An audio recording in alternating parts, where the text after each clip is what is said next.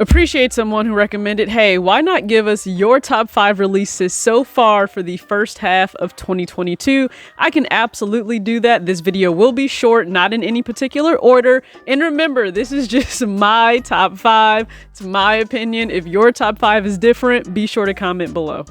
I surround my soul with the positivity. That's why I don't worry about the things that I don't see. Yeah. These days I don't worry about much. I think we should have some more fun. I still dream about the days when we were young. I'll take a hit and still. What's going on, everybody? It's your girl TJ back. Another video on Talks with TJ. And yeah, let's just run down, in my personal opinion, the top 5 releases of 2022 to drop in the first half of the actual year. Now, yes, we're in June, so that will encompass what should come out in June, or at least what's projected to come out in June. But I'll be honest with you, there's not tons that's really moving me within this month outside of, I've already kind of mentioned, I really love the Compact Slate Carbon, and there are a few other pairs coming out, but not necessarily where I would rank them at top 5 for the year. No particular order here. I'll just run down the 5 I have, but actually I'm gonna give a really high reasonable mention. This was difficult to not put it on the list just based on my own personal preference, and I think the shoe is underrated, and that's the Adidas Bad Bunny Forum Power Face. So I really think that pair is underrated. It's so versatile. You can rock it with so many different things and a number of different styles. So one of my favorite sneakers added to the collection in 2022. So it didn't quite hit the top 5, but it's super close. Okay, hands down for me, if we're talking storytelling as well, we gotta put in my top 5 the New Balance Joe Freshgoods 9060 Insight Voices, both the Penny Cookie Pink and the Baby Shower Blue. I'm just gonna encompass them as one, but again, the imagery, the storytelling, the quality, the execution on the pairs themselves, beautiful, and the apparel capsule is really nice as well. Still rocking the sweatshirt right here, so yeah, I have to throw that in the top 5. And then in the running for sneaker of the year, for a lot of people, it's like one of 3 of these, and that's the Nike Concepts collaboration on the Air Max 1 pack for Far Out, Heavy, and Mellow. Again, you can rank them however you may choose to rank them. Some people think Mellow is more wearable. Some people think Heavy just does it a little bit more for them. And I said personally for Far Out, the fact that the denim is just really uniform doesn't do a whole lot for me. But we have to pay respects to Concepts, Dion Point, and everything they did in the month of March.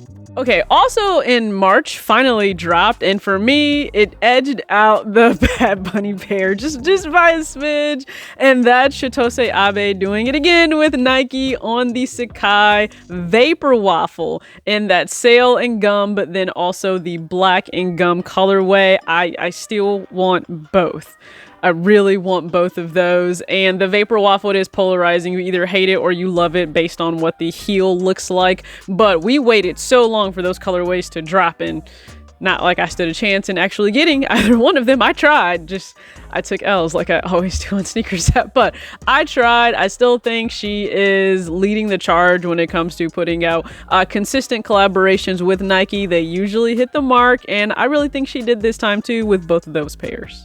So this is surely sentimental, and I just think for the fandom that's not only present for Kobe, but those who love the shoes, adore playing in them. So definitely I think it's up there for performance, but also for lifestyle too. And you guys know I'm talking about the Nike Kobe 6 Protro Mambacita Week 16 to honor Gigi Bryant and Kobe Bryant, everything they were doing together as a unit within basketball for just the love of the sport, but also to progress the game forward for women and young girls who enjoy it just as much as anyone else. So again, sentimental, but it's definitely in my top 5. And finally, this may shock you, but I have to give it to this pair.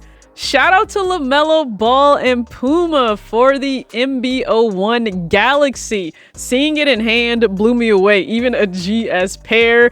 And I remember people scrambling to stores to actually try and get their hands on a pair. And it kind of took me back to listen to all the chaos that happened with the Foamposite Galaxy. So I just want to give all the flowers to Puma and Melo. I think they're doing a great job to capture that younger consumer base, but also those that are heavily into to, performance purchases. That's still a very important thing within the market. How does the sneaker actually perform, and do you look good and feel good when you're rocking it? I think that's important, and he hit a home run there. So that may be like the wild outlier, but those are at least my top 5 picks so far for the first half of 2022.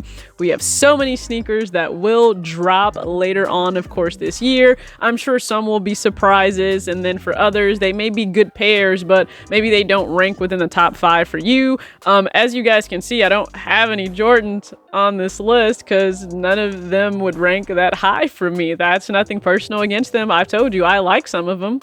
Just they're not top 5 picks for me. And also when it came to the Yeezys for the pairs that came out, my top ones are pairs that weren't necessarily 2022 releases. They were just re-releases that people really wanted, and they still hold their own within the game. And that would be, like the Wave Runner, and then also the Zebra. Like, people were very excited to have those re-release in case they missed out, never had them in their collection. Same with some of the V3s that came out in a new colorway, but not that it would still rank in, let's say, top 5 for me. So again, just my top 5 for the first half of 2022. Go ahead and comment yours below. Let's remember, this is subjective. These are my thoughts. I don't expect anyone to agree with them.